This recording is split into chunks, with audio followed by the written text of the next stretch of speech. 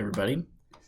This week we're going to be going over how to plan a prostate case, a prostate with lymph nodes. And since this is our first week, I'm going to go into a little bit of detail on some of the features and the parameters we need to use when doing a VMAT plan.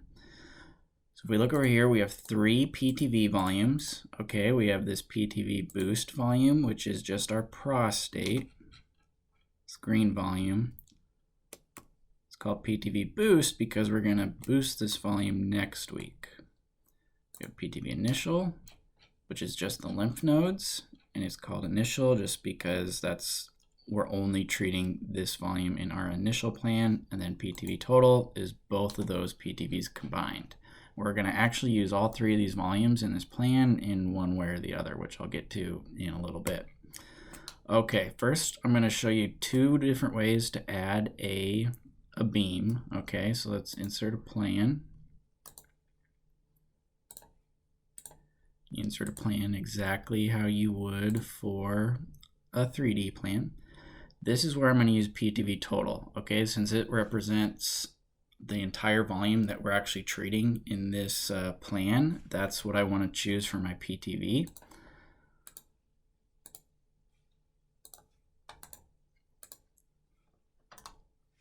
All right, so for VMAT or IMRT, it's generally suggested that you only use 10x or lower for VMAT or IMRT because you have a bunch of modulation, meaning a bunch of MLC movement. And if you treat with higher than 10x, you can create neutron contamination in your plan, which neutrons are very damaging to normal tissue, so we don't want to do that. So you should use 6x, 10x, something less than that. Usually we're going to go with 6x. There are some cases where 10x might be beneficial, and we'll go over that when that comes. But for now, let's just use 6x. All right, we have a beam. First, I'm going to show you how to manually create an arc. Okay. If I right click and come to properties, come here to geometry, I can change my technique from a static beam to an arc. Okay, and then it's going to ask you for start and stop angles. So usually I'm going to use 181 to 179 as my start and stop angles. Okay, so if I click apply right there, you can see my arc. We start at 181 over on this side, it rotates all the way around, and it stops at 179 right here. So with VMAT, with varying machines at least, 180 is down here at the bottom, and you cannot cross past 180. Your arc will not pass 180, okay? 180 is on the left side, the patient's left side, okay? So if you put 180 in, the gantry is rotated on this left side, all right? If you put 180.1, you're on the right side, all right? So you could do 180.1 to 179.9 if you wanted to, but usually I just do the nearest whole degree, so 181 to 179, all right? That's for a full arc. Of course, you can modify this and make your arc however you want it to be. For this prostate case, for most prostates, you're going to use full arcs though. So 181 clockwise. If I accidentally pick counterclockwise and click apply, it's just this tiny little arc back here, but it's not deliverable because I passed through 180. Okay, so you got to always pay attention to your start and stop angle and which direction you're moving in. But you can visualize that too.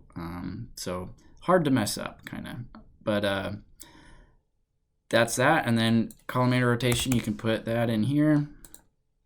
All right, good to go. We have a manual arc right now.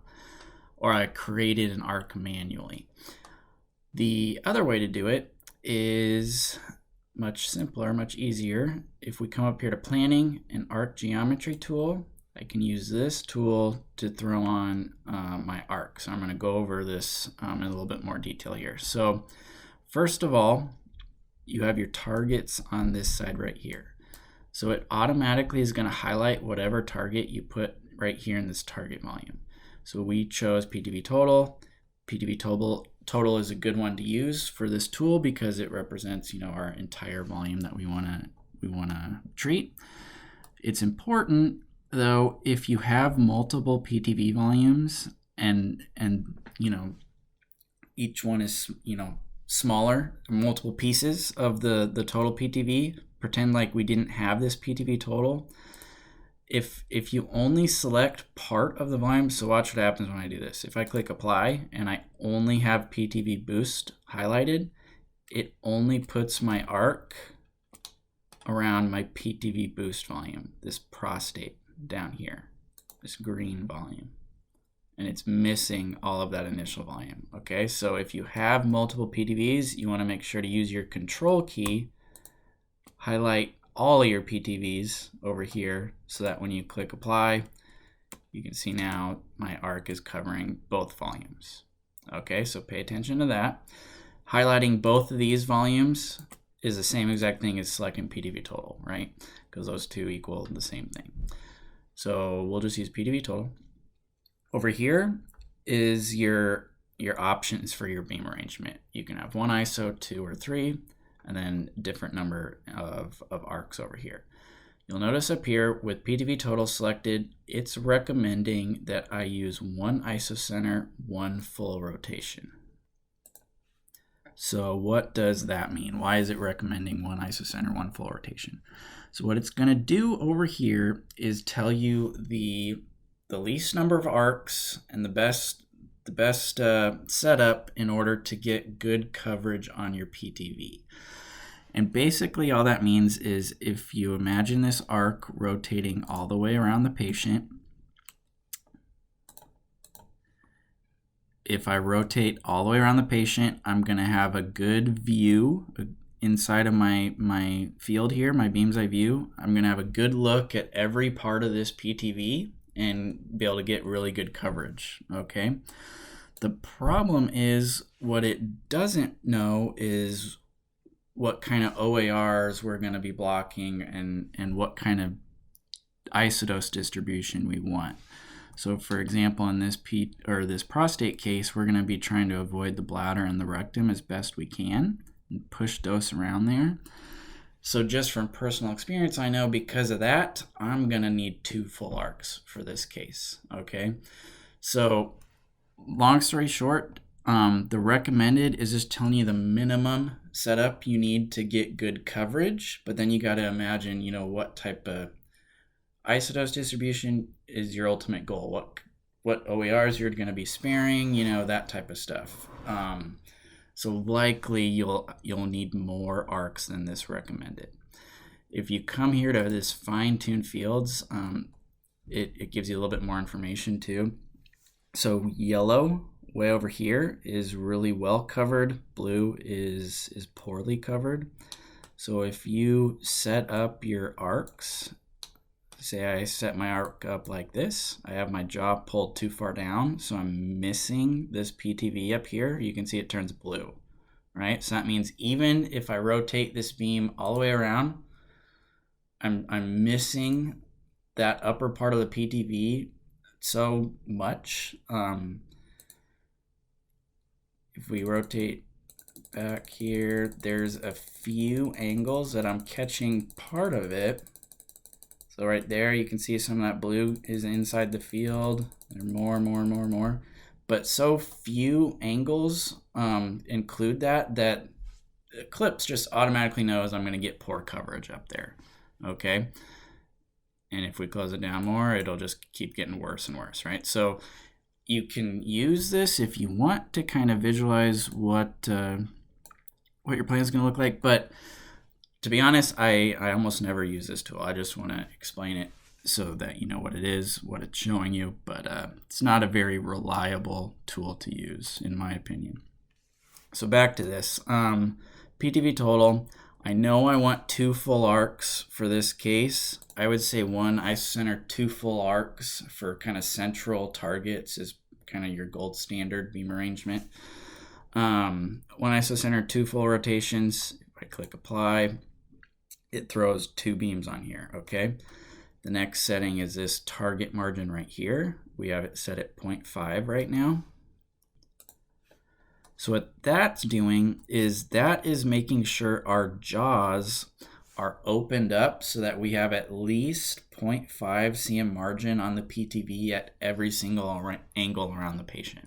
So you can see right here at this angle, we have more than 0.5 on this side of the PTV, right? But as we rotate around, at some point that PTV is going to kind of jet out. So right here, you can see that's where we need this jaw to be open that far. Okay, so it's just looking at every single angle and making sure we have at least 0.5 cm margin on the PTV. Because with Eclipse and varying machines, we have what's called jaw tracking. So during the treatment, the jaws will move, but they will never get bigger than what you initially have them set at. So you want to make sure you have your field size set large enough to cover what you want to cover. Okay, because it won't get bigger, but Eclipse will allow your jaws to get smaller. So for example, my X2 can never get bigger, will never open up wider than it is set right now. But at this angle right here, it's probably going to close all the way down to the PTV right there, okay? But it just won't go any wider than I have it set right here. So that's the point of this tool, and you can change that. You know, if you want zero margin, you can do that. For VMAT, really, I'm using 0.5 on almost all conventionally fractionated plans. For SRS or SBRT, I set that to 0 usually. But usually defaults to 0.5, which is perfectly fine. Next, we have our collimator angle. So for VMAT, you always need to have your collimator rotated. You cannot leave your arcs at 0 degree collimator. The reason is, it's not that you can't, it's just that you probably shouldn't for most cases. And the reason is, you can see our MLCs right here are horizontal when the collimator is at 0, right? And so as we rotate around the patient, the plane, in all those MLCs are lined up all the way around the patient. The MLC gaps, stay in the same plane. So the leakage between those MLCs is always in the same plane, and it kind of adds up. So as you spin around, you're always getting leakage at the same level, and it'll add up and cause kind of this streaking effect in your patient.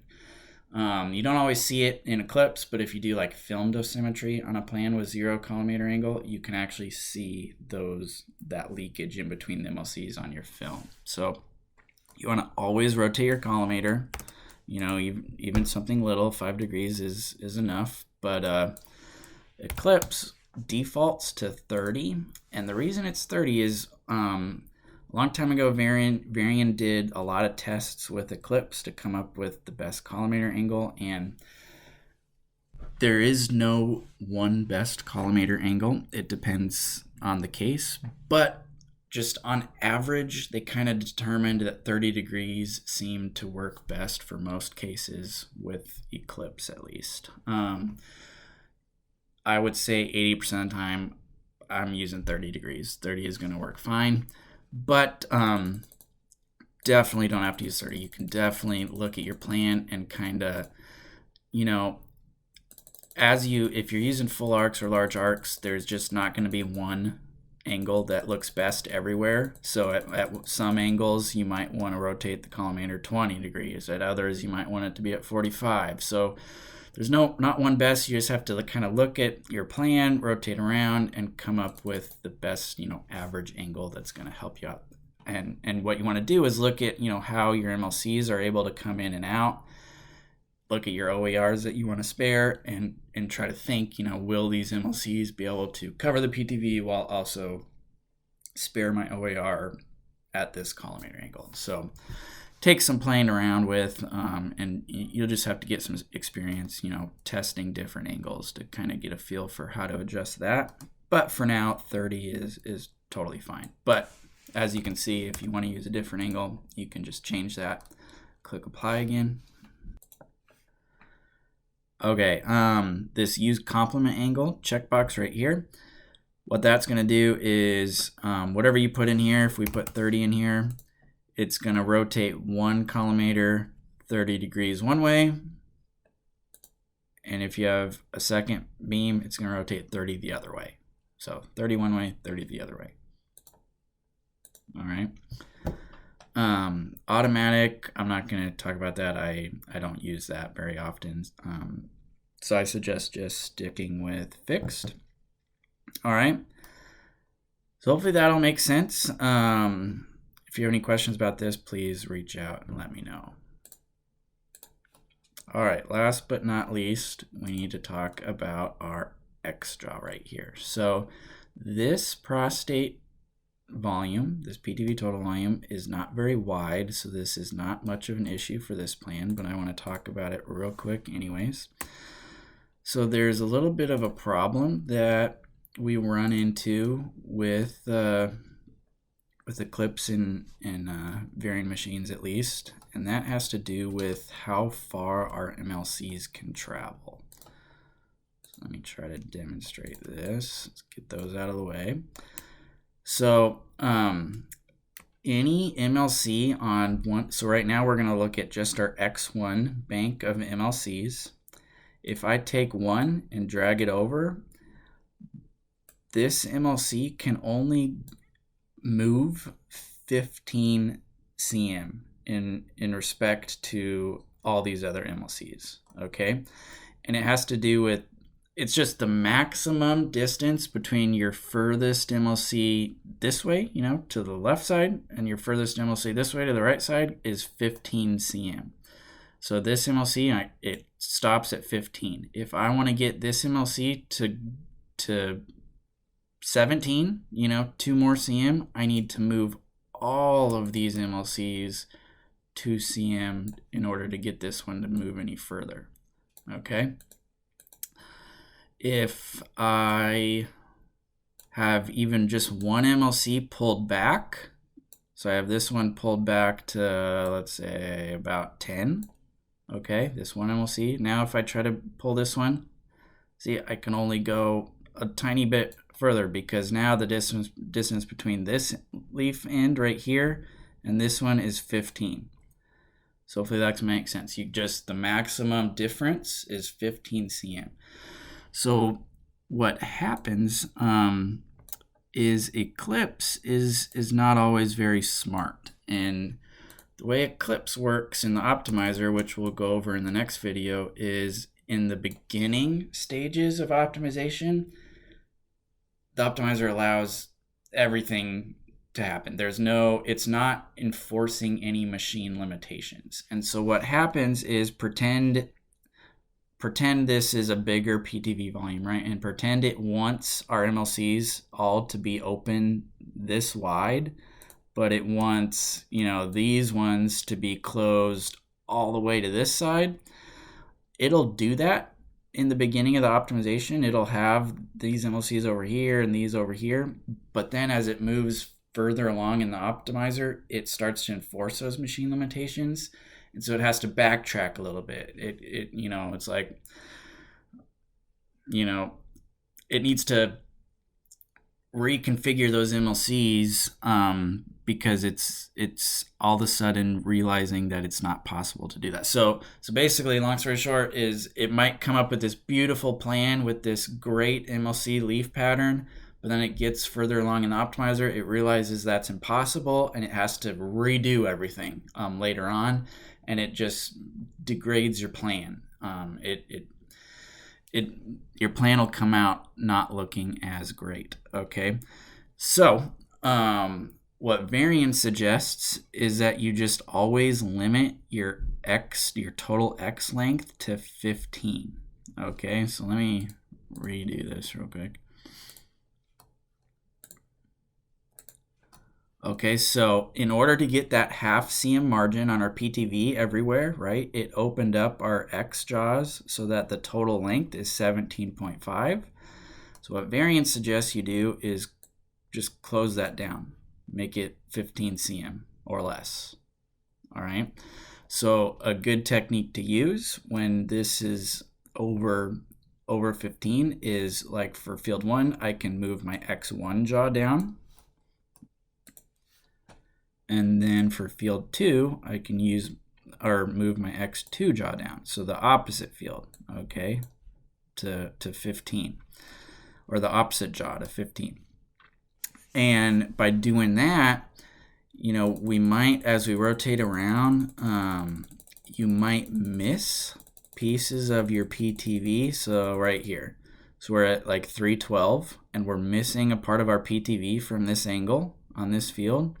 But if I rotate field 1 to 312,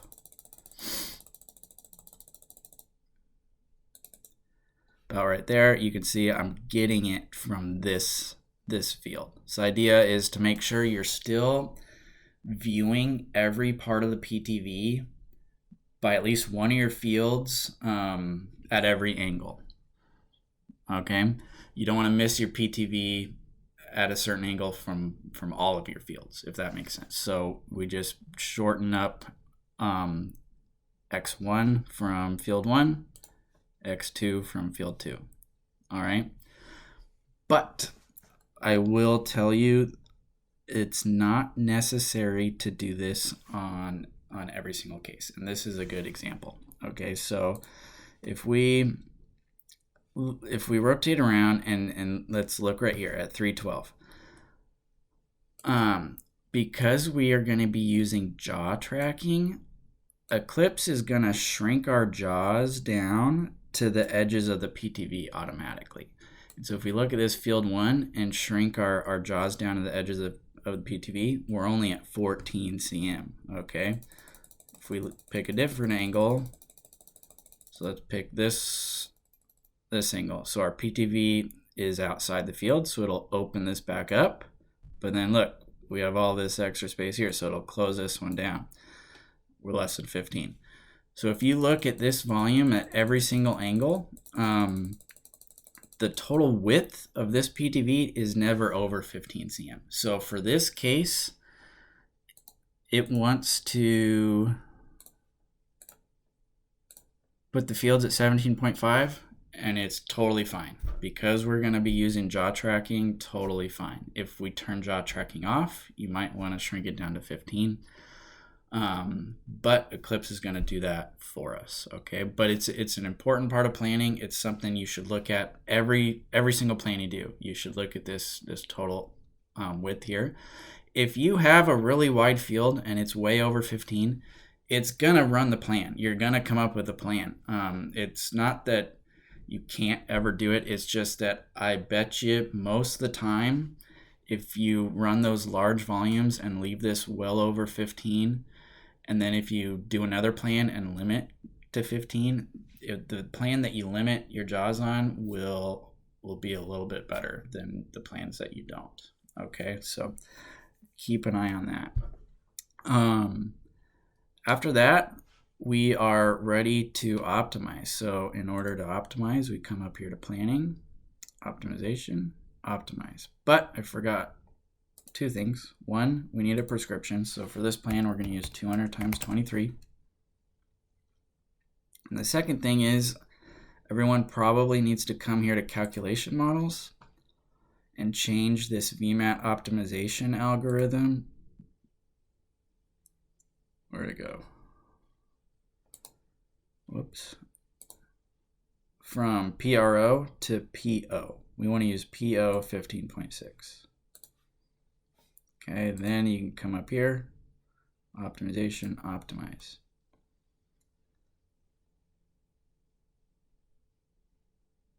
All right, and I'm gonna go over optimization in our next video.